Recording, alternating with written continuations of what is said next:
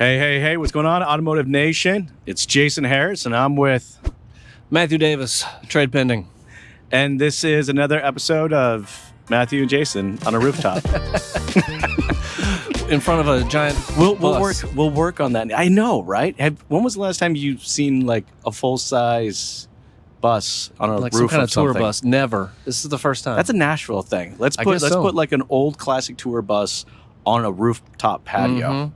Because why not? So we're talking about just why is there still so many buttons on a page, right? I mean, it's funny that it's like, it feels like this has been something we've been talking about for like over a decade, but I still see it, because recently I just bought a Chevy Silverado, which by the way, I love the truck, and it's not orange yet, but it will be orange soon. Okay. I'm getting it wrapped. I have to get it wrapped. But as I was shopping, man, I mean, every VDP I've gone to, I'm just holy buttons. I mean, I've seen some with 10, 12 plus buttons. I mean, why are we still doing this? There's a lot of shared blame to go around here.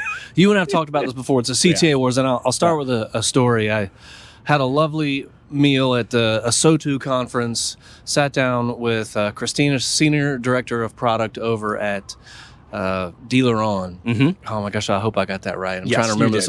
Thank you. Yes. Yeah. And she was like, "You guys and your buttons."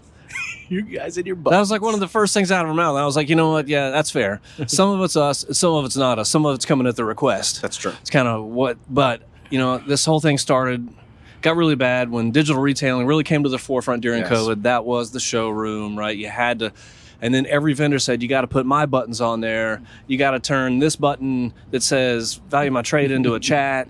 Then you got to put, the Get E-Price has been around for a while. And then all the credit companies want their buttons on there. That's right. Then all the credit card companies. So everybody wants their freaking buttons. And before you know it, they have an explosion of buttons. It's huge. When, one of my own personal mantras is less is more. Yes. Right? And that's very much true. And you'll see this in a fair amount of studies that, I don't know which ones they are, but I've heard about studies that say the less buttons you put on a website, the better it is.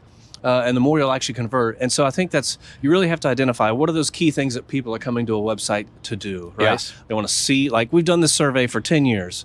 People want to see your inventory, and they want to know how much a trade is worth, and want to calculate a payment. Those are like always the top three things. Yeah, those are the primary things that they want to do. It's what they're trying to achieve. You got to have chat on there. People want to chat. Some people want to chat, right? Yeah, if you got a question, I want to know you got an answer.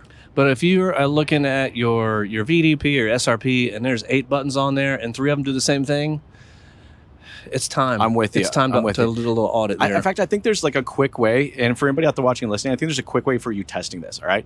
If you have a button and it says, and I don't care what it says, if it says get a Subway sandwich, I don't give a crap, whatever. But if that button doesn't actually give the customer what it's saying it's going to give them, and rather it's just generating a lead that's going to go into a CRM, and then eventually at some point in time in the future, they're going to get what that button promised them in the first place, you need to get rid of it. Would you think that's probably a fair? I think that's fair statement, right? Yeah, so it's incumbent upon us, the vendor and the vendor partners, to be appropriate and respectful and think about the end user experience when we're saying you got to put the buttons on the site, and you have to acknowledge that just because you don't have that button doesn't mean you should make your button, or you don't have that functionality. You shouldn't try to turn your button into something that does that. I know I'm kind of speaking in vagaries here, and I don't want to name any names here, but there's just there's a lot of weird button behavior out there. I can't believe we're talking about weird buttons. We are talking about weird buttons. You have weird buttons. Get rid of your weird buttons. But no, I've seen this in the trade world a lot. Yeah. I've seen, real buttons. It says, get your value. And then it's just a form where it gives you the promise that somebody at some point in time, eventually, sometime in the future, will get back to you, or may not, with some type of price. And it may not even be a finalized one. Same thing if you just want to know a payment estimate. Sure. And all of a sudden it says, hey, what's my payment? And it drops you into a 10-minute digital retailing process, and you got to fill out everything.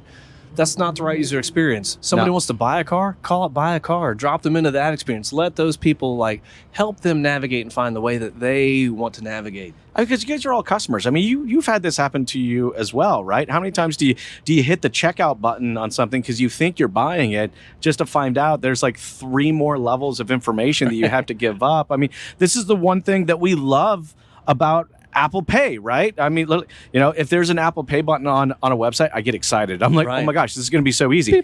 Beep, double click to scan my face. Right. Done. right? Like the button is promising exactly the experience that I'm looking for. But I think we're on the way there. We're turning a corner. Yeah. The digital retailing, people will buy a car online. That is not going to stop. That's going to happen. We're still, it seems strange to say it, we're still early days. Yeah. And for the time being, like, let's all just take a deep breath about CTA buttons and just do what's right for the customer. No more weird buttons. Get rid of your weird buttons. All right. Thanks, everyone. Make sure to check out the other episodes of me and Matthew here in Nashville.